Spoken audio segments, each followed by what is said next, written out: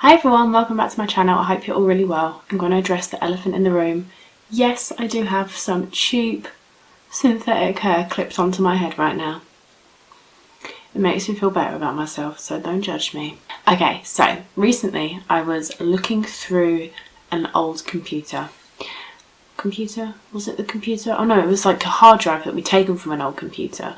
And I was looking at my documents because I don't have Microsoft Word on my computer anymore, and I thought I wouldn't be able to access my documents, but it turns out you can open a Word document in Google Docs. So I found a story that I wrote.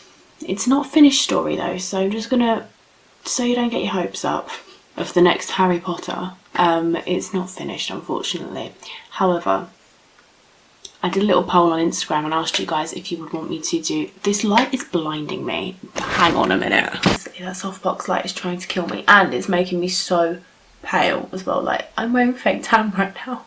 I look like a ghost. Yeah, so I did a poll asking if you guys would like to see a video where I read out this cringy story. I don't know how old I was when I wrote it.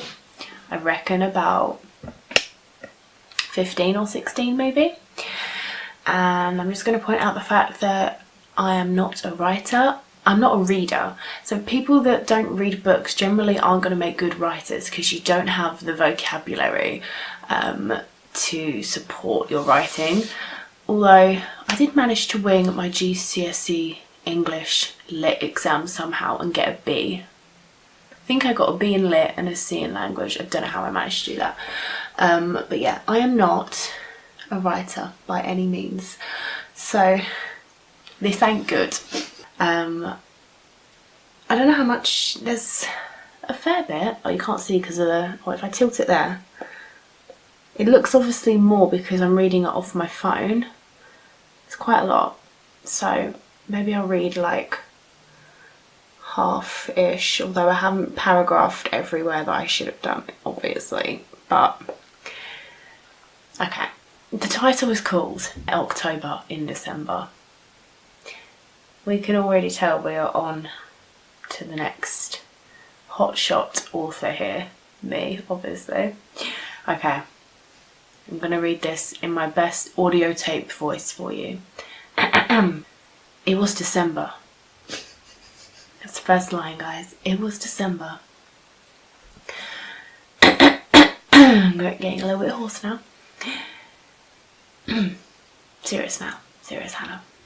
It was December. The snow had just started falling from the sky and it was delicately landing on the pavement. It wasn't sticking yet due to the lashing rain that had occurred just hours before. As I gazed at it out of my bedroom window, I happened to meet eyes with the girl that lived in the house across the road. She and her family moved in 3 years ago and no one knows them by name. Everyone on the street just refers to them as the Joneses.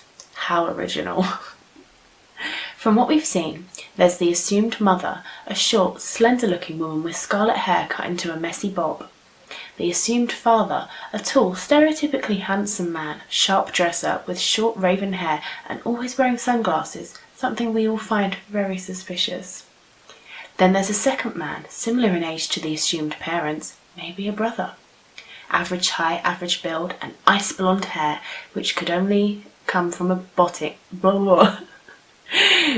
Rewind. An ice blonde hair which could only come from a bottle, judging by his black slug-like eyebrows.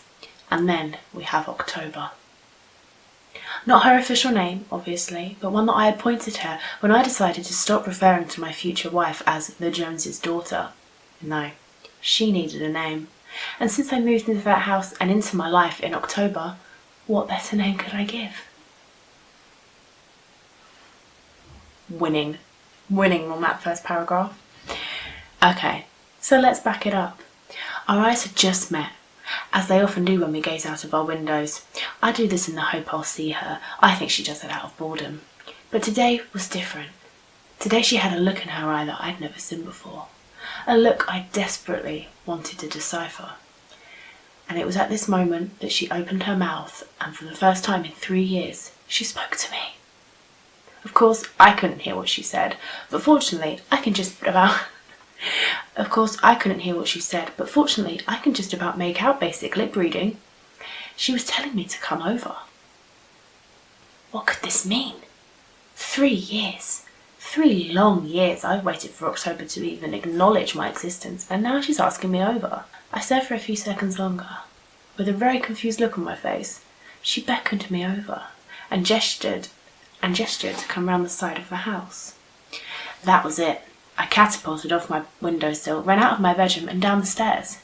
"Where are you off to in such a rush?" my mother yells to me. "Just across the road, Mum. Won't be long." In the wake of all this excitement, I'd forgotten to put my shoes on, something I hadn't actually noticed until I was knocking on October's garden gate and I could feel the melted snow soaking into my socks. I waited for what felt like hours, and then the gate opened very slowly and only a fraction. Enough to see her piercing blue eyes look me up and down. A bit like this. Although I don't think she would have pulled that face. A bit more like... a bit judgy. I imagine October to be judgy. Oh, my eyes just started burning for no reason. Piercing blue eyes looking me up and down. "You might want to consider asking Santa for some shoes this Christmas." Her voice wasn't how I imagined. Oh, God, am I going to have to do a voice? Deeper and raspier than the girly high-pitched one I had thought up in my head on numerous occasions. Her accent also, not as I thought, although I couldn't quite place it. She definitely wasn't from around here. Okay, so I've got to do a deep, raspy voice with an accent that's all over the place. Not sure I'm going to nail this. She opens the gate a tiny bit more, looks around, grabs my hand and pulls me into her garden. "Sorry, I didn't know what you were asking me over for. It might have been an emergency." This obviously wasn't the real reason, but I thought it was a pretty good excuse off the top of my head. "Well, whatever would the neighbours think?" "Well, whatever would the neighbours think?" Not going to do the raspy voice. It's not my thing. "Well, whatever would the neighbours think if they saw a young man coming round to a young lady's house with no shoes on?" she replied in a more innocent but sarcastic sort of voice. I laughed. "Well, the neighbours are me, so I think it's okay." She gave me a half smile. "Should we go inside and let your feet thaw out?" she asked. I nodded and turned in the direction of the patio doors leading into her home. "No, not there," she hissed. "Follow me." I'd been in October's garden once before, but before it was actually October's garden. The people that lived there before, Mr. and Mrs. Gilbert, I can't get this line right. People that lived there before, Mr. and Mrs. Gilbert, threw a garden party before they moved into an old people's home. A week later, October's family moved in. The garden looks very much the same, with the exception of a summer house which was bigger than my whole house. It filled the back portion of the garden. She took my hand once more and took me up the garden path towards the summer house. She took a key from around her neck and unlocked the door. The warmth hit me and wrapped around my legs. "Stay there, take your socks off and I'll get you a towel," she commanded. Oh, okay. "Stay there, take your socks off, I'll get you a towel," she commanded.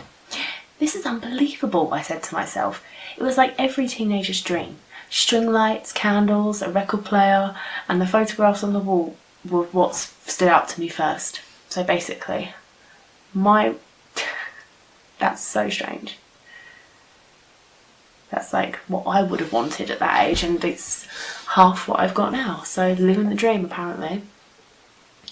Then I noticed a sofa bed, mini fridge, and a shit ton of camera equipment in the corner. It wasn't even cold in there. It was one of the coldest Decembers on record, and I felt warm in what was effectively a glorified garden shed. October emerged from another room, a bathroom maybe. She handed me a towel and told me to sit on the sofa. She then proceeded to open the mini fridge and pull out 2 beers. She takes the caps off and passes me one. She tilts her head to one side, looks at me, then sits down on the sofa next to me, taking a few sips of her beer. It had been silent for a good few minutes and I couldn't take any more of it.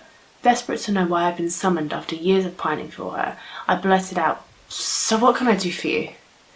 With an almost bewildered looking smile. That doesn't make sense.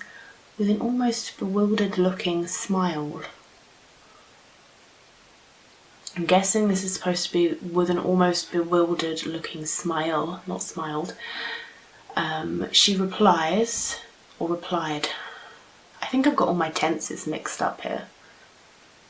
She replied, anyway, sorry if you got a bit lost there. "Do for me?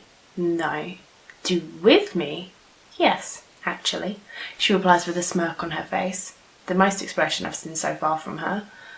"I need to go to Aberdeen, and I noticed she got a car a few weeks ago." I reached over to put my beer on the table and turned to her. "Are you allergic to trains and the megabus?" Slightly offended, she thought hard about her answer. "No, I just thought it would be nice if we got to know each other a bit better." "Nice," I muttered under my breath. "Yes, nice," she snapped. "And you were my first choice, but if you don't feel like helping, then there are plenty of other people who will." Slightly taken aback by her outburst, I replied, "Look, I didn't say I didn't want to, October. It's just out of the blue is all." "What did you just call me?" she asked, confused, but also seeing the funny side. "Shit.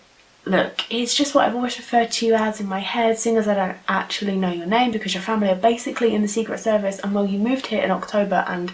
"Okay. Shh." She held her hand up to stop me from blabbering anymore. Jesus Christ, you can talk for England. Now breathe. I took a breath. Not because I actually needed to, but I found myself just instantly obeying her command. "I like October. I like it a lot. Much more than my real name," she said thoughtfully. "Which is?" I asked. "Which is not important," she snapped. "Just call me October, Will," she said. "All right then," I said before cutting myself off. "Wait, how do you know my name?" October grinned from ear to ear. "I know everything, Williamstone," she said slowly and seriously. I rolled my eyes, smiled, and asked if it was cool to grab another beer from the mini fridge. She nodded, so I took the last one. I took a few sips from the bottle before noticing October staring at me out of the corner of my eye. I turned to her. Yeah?" I asked. She tuts. "Well, are you going to help me or not? You haven't even told me what all of this would entail. I literally just met you. What's the deal?" I asked. "Here's the deal, Will. You get your shitty little car, get me in the passenger seat, and we drive to Aberdeen." "Hey, my car is not shitty. It's mature."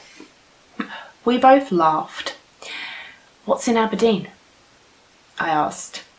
October looked down at the floor and began to fidget. "That I can't tell you. I'd need you to trust me." Suddenly, so many thoughts exploded in my brain. Not knowing which one to say out loud, I blurted out, "I've only driven as far as Tesco on my own, and not the big one either. The little one half a mile down the road." She giggled and put her hand on my leg. "It's your call. Either help me or don't. It's fine." I could tell it wasn't fine. If I said no, would this be the first and last time October would ever bother giving me the time of day? I contemplated both options for as long as I could before the silence got too awkward. "When do we leave?" I asked. Right, I'm not going to read any more because, embarrassingly, I found myself getting into that a little bit too much. But there you go. There's a reading of some of my teenage writing work. Bit embarrassing, but there you go. You guys wanted it. Now you got it. So there is still a little bit left of that.